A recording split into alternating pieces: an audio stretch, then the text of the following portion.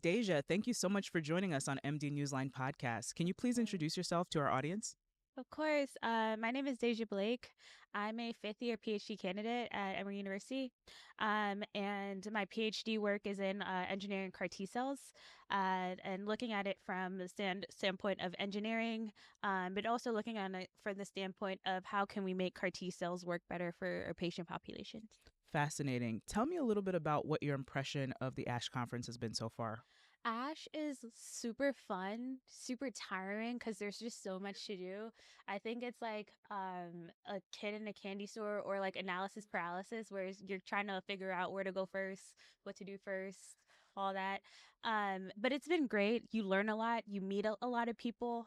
People have been really nice. I think it's a really good place to come as a trainee, especially like taking the next step in my career and kind of figuring out what I want to do or like who to talk to. It's been Hmm. great. Wonderful. And tell me a little bit, have any sessions in particular caught your eye? Any speakers or data results that caught your eye? No, definitely. So I've been, I feel like obsessed with in vivo CAR T cell manufacturing. So definitely, I think the session was on Saturday. Saturday morning, there was a session on in vivo. And there was some in vivo CAR T cell talks about it and using gene editing to transduce T cells. Mm. So I think it's the next forefront when we think about CAR T cells. So it's just really cool to I think there was one about from Orna Therapeutics that was pretty interesting to me. Why is that particularly fascinating to you? What about it kind of piques your interest? The biggest part about it that piques my interest is the accessibility. So CAR T cell is what we call the boutique drug, where patients' blood are apheresed, engineered, or T cells isolated, engineered, then given back to the patient. So it's a very personalized drug in a sense. The special sauce of it is the manufacturing part. Um, in vivo CAR T cells gives an option for an off the shelf product. Of course, they have other off the shelf products with say CAR NK cells or allogeneic CAR T cells. But I like the part of an off the shelf viral vector that can be given to a patient pretty quickly, um, and takes away the waiting for the T cells to be engineered and all that stuff. But also, it's a very expensive process. So I think the biggest part is the accessibility. Also, the science is really cool. I think gene editing is very cool. It's even beyond cancer. It's given a chance of life for many people who might not have it. But it's the accessibility that really. Yeah, I was gonna ask about price specifically, so I'm glad you mentioned that. Yeah. So of course these viral vectors are expensive. They're definitely expensive. However, when you think about what the regular boutique CAR T cells, those are inherently going to be more taxing on the companies, therefore taxing on the patient. So I think in vivo CAR T cells, I like or using viral vectors sort of gives a chance for patient accessibility and maybe a bit cheaper in the grand scheme of things. And then just talk to me a little bit about gene editing, how things have maybe changed since you started your program, what really excites you about it, a little bit, and just what you think about the landscape What overall. I think about landscape? Oh, I think it's so cool. I came into my program really interested in CAR T cell therapy, and interested in T cells in a whole. I love the idea of essentially exploiting your own immune system in order to fight cancer cells, and it's very different. I think it's one of the emerging pillars in cancer therapy. So then that came and then okay, CAR T cells, okay, how do we engineer CAR T cells and sort of like engineering DNA vectors, learning about that and stuff like that. And then, you know, thinking about just the sort of cumbersomeness of CAR T cell engineering and like learning about like okay, there's a lot of companies that are trying to make the engineering process shorter, the manufacturing process shorter, and then I heard about in vivo cars, and I was like, is that gonna work? Like, That doesn't sound. But then you're seeing all these models that are like working in these companies that are forming and stuff like that. So it's really interesting, and also like how they're changing the vectors that they're using, or like the nanoparticles. Like, oh, like everyone knows that lipid nanoparticles really only go to the liver, and then it's like, oh well, actually like these nanoparticles are how they're formulating it. Like it can, it doesn't transduce hepatocytes or all these things. I think it's just so cool how things are changing, and people are coming up with new ways of engineering these viral vectors, that could then go into gene editing. I personally don't like do any of it, but I think it's really like the next big thing. Hmm. Are there any other emerging trends or theme in cell therapy research that have stood out to you this year? Um, I think retrospective studies have really stood out to me, and learning from cell therapy is quite new. So the more patients that receive cell therapy, the more patients that we can learn from. I think a lot of the talks that I've been to have talked about prediction of toxicities, predictions of how a patient may respond. There's so many retrospective studies on like patients that are long-term or durable responders, how their products might be different from a patient that did not respond. And I think just the retrospective, looking rather than looking forward, looking back to see how we can make it better going forward, I think I like it's great. And also like learning about the new toxicities, because like every, like for example, the BCMA CAR T Mm. cells, they're getting toxicities or near tox later than what they've seen with like the anti CD19 CAR T cells. And it's like, okay, how can we learn from that? Like, are we seeing them like in the CSF? Like what's going on there? I think it's really interesting, Mm. and also informs like my work. Like, oh, how can we engineer CAR T cells to maybe combat the things that we're seeing Mm. in patients? You touched on two topics that I'm also very interested in, Uh which huh. is retrospective Uh huh. studies, specifically even using things like artificial intelligence Yeah. to pick up on insights. And the first thing that comes to mind when I think about kind of these retrospective Yeah. studies is the fact that there's a lot of like blind spots in the data when it Mm-hmm. comes to like various groups, Yeah. different groups. For instance, Black women, there's a big data blind spot. Definitely. I'm wondering if you have any just general thoughts about clinical trials in general, or blind spots in data, and what you hope to see in the future, if anything. Yeah. I think the largest blind spots in our data is diversity. There's also a blind spot in the fitness of the patient. A lot of patients who receive CAR T cells are already pretty fit because they have to go through lymphodepletion and stuff like that, and uh, a uh, a physician might not want to give CAR T cells to a patient that might be more frail. Frailty is a thing that they might think about. Um, So I think diversity with that, diversity in age, diversity in socioeconomic background, diversity in like diet. We're seeing like the microbiome affects CAR T cells and all that stuff. So I think diversity in the information that is around is pretty important. Um, and it's some things that I think is like we're really trying to look at. Of course, I think in order to get the diversity that we can see in our patient samples, I feel like the representation might have to come from the providers. So I think seeing more diverse or having patients that are more diverse might come from more diverse providers, or patients who are comfortable and trusting to their providers. Of course, I'm not from the medical or clinician standpoint, but I do think, and also representation in like from the lab source, where it's just like, okay, in my research, how can I make sure that I am being equitable, Mm. um, and ensuring that like the different patients that I'm looking at has like a large range of race, age, and so forth. Mm. This idea of digital twins or like predictive Uh models, huh. I think is absolutely Uh fascinating. I huh. was talking to a doctor, I think at like ESMO, and they're talking about uh, synthetic data, Right. basically, which I think is absolutely fascinating. I'm Yeah. wondering what your thoughts are on that, or if you see it having any applicability to your work potentially in the future. Yeah, I'm never gonna knock something. I think if anything can help, of course. My only worry with digital twins is that uh clinical data or patient data can be so like you can't really predict everything. There's so many things where like I'm gonna go back and where with anti PD-1 that was I think FDA approved in 2014. A lot of the toxicities that they saw in humans or non-human primates, they did not see in mice.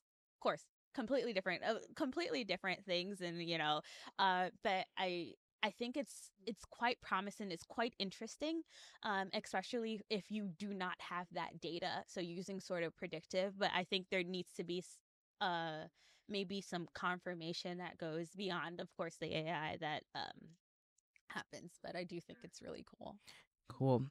What first drew you to the field of immunoengineering and T cell therapy development? I think just like interest. I'm a person that doesn't shy away, and I really try not to shy away from like what interests me. So I just to give a little bit of background, going all the way back in undergrad, I was pre med. I wanted to go to med school. I even like bought all the books to get my MCAT and everything. And then I shadowed some doctors, and I was just like, one, I don't have the stomach for it, and two, yeah, it might not be for me. But in order to apply to medical school, I needed research experience. Of course, I tried to get research experience, and I loved it. I absolutely loved it. But I think I still wanted to get that patient, that impact, to like for like patient impact. Uh, so I continued and stuff like that, and I did not know where I wanted to get my PhD. I didn't know what I wanted to do for my PhD, but I knew I wanted to do my PhD in order to sort of become an expert in what. So I worked for a biotech company. While I was working there, I did my master's. My master's in biotechnology. One of the things, one of their classes touched on T cell therapies and CAR T cells and TILs and all that stuff, and just like engineered T cells.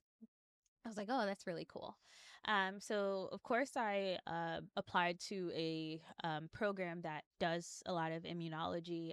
Emory has a huge immunology program, but also has a cancer center, largest in Georgia. And then of course, when I rotated in picking labs, I was drawn to the lab of my supervisor, and she was very excited, and I was very excited, and also where she trained at was like at the forefront of CAR T cell therapy. So it was. I think that's what drew me in, and then what kept me was just the promise of so much more and how I can there because I my mentor's mentor called them little Frankenstein molecules. It's what he referred to with cars, and I find that as a little kid who would take things apart and put things together and do like building blocks, I find that very cool how we can modulate the activity of a T cell or a cell in general, in order to like redirect its specificity or in order to change its like metabolic processes in order to make them better. And are there any innovations in CAR T cell design or application that you're finding especially interesting right now that we haven't touched on? Um, I think armored cars are quite cool. Armored cars are CAR T cells that secrete cytokines, proteins, essentially using the CAR T cells to as little micro pharmacies. It's not new. There's no FDA approved products, but there's a lot of clinical trials going on in it. But like finding different things to armor CAR T cells, and I think we're just starting to find the different things that we can armor the CAR T cells with. Um, I think that's very cool. I think one of the main things with CAR T cells and making sure that they can really be effective, especially in a solid tumor sense where you have a lot of tumor heterogeneity and it's not like a B cell malignancy where most of them have CD19. Even then, you have to worry about antigen escape. You have to worry about not all the cells are going to have your antigen. So there needs to be a way in order to engage your endogenous immune system. So, kind of finding ways through armored CAR T cells to engage the endogenous immune system, which there's a lot of research on that. I think it's amazing, and I think we should just continue to get into. Hmm. Can you tell me a little bit about the focus of your research, what you can share, Mm-hmm. and what questions you're aiming to answer? So my focus on my research is kind of two different ways. I'm looking at the manufacturing side or the starting material and how that might impact the ending material. So metabolites in your body might impact, or that might impact your T cells, and how that might then impact how we or the final product, final manufactured product, and if they work really well. Um, that's one part. And then another part is really trying to, as I said, engage the endogenous immune system and using CAR T cells. CAR T cells lyse. That's what they do.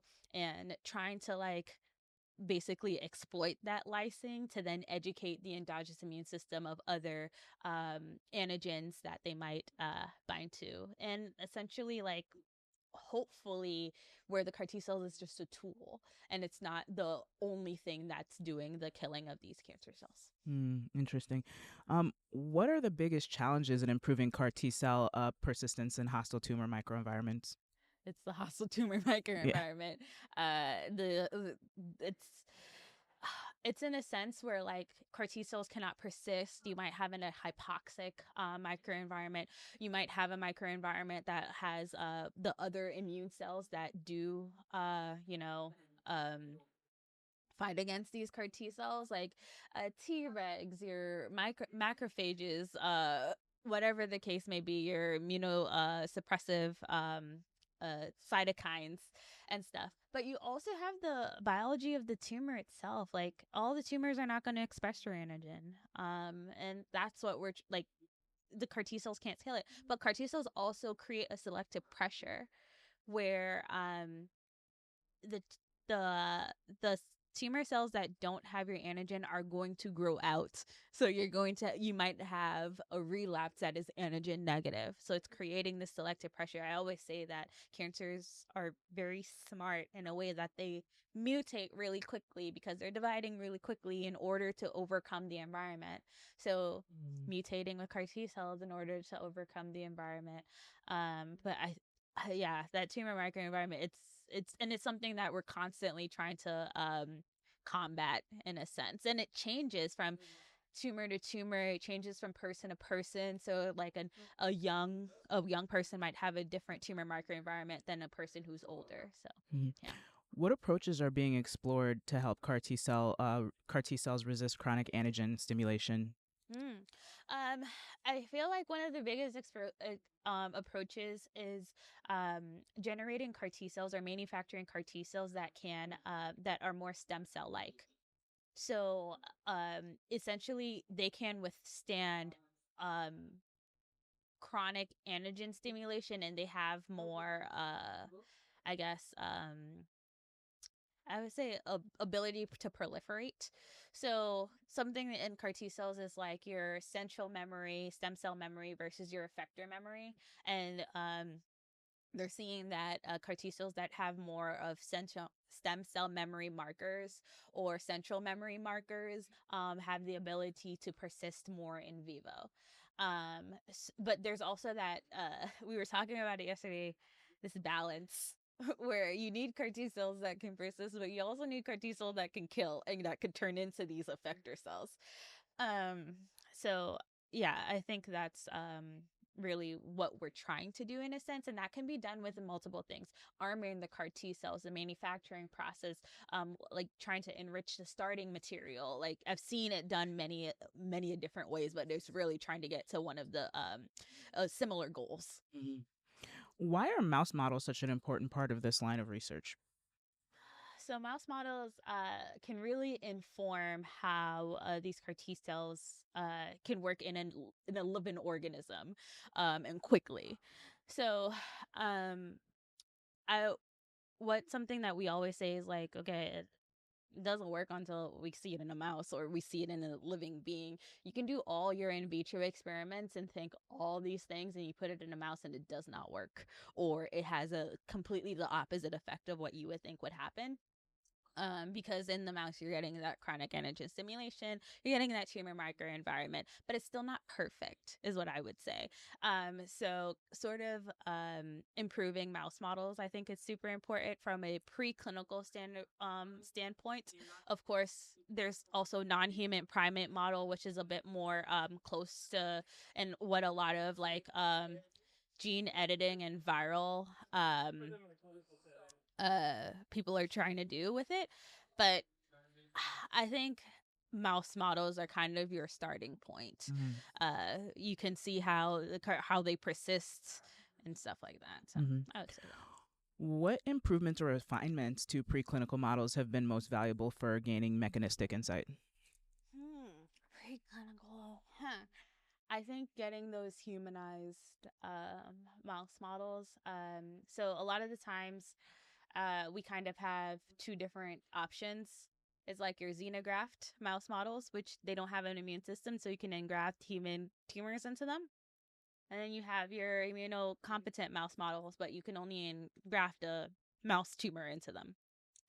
So I think kind of the humanized mouse models, but of course they're not perfect. Of course, many companies are working on them to like improve them. In addition to that, I think having I guess like PDX models, which are patient derived xenograft models. So like which are tumors that are actually from patients, and you're getting to see how they react to your things. I think that's really cool, and something that it's been around for a while, but I think it's improving with time, and making a human immune system in a mouse is crazy. But I say this all with the caveat of it's still not predictive of first in human trials. Gotcha.